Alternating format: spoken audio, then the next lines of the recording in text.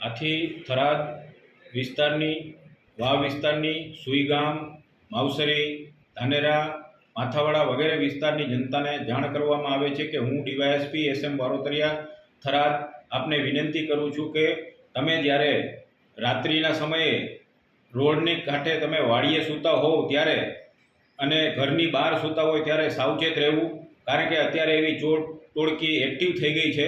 જે ચોર ટોળકી રાત્રે તમે જ્યારે ઘરની બહાર સૂતા હો છો ત્યારે તમારા ઘરના દરવાજા જો ખુલ્લા હોય તો અંદરથી તમારા કિંમતી ઘરેણાં અને રૂપિયા ચોરીને લઈ જાય છે. માટે દરેક જનતાને જાણ કરવામાં આવે છે કે રાત્રે તમે વાડીએ રહેતા હો અને રોડના કાંઠે હો ત્યારે સાવચેત રહીને સૂજો.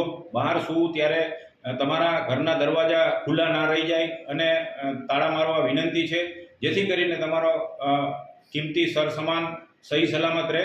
અને અમે તમને વિનંતી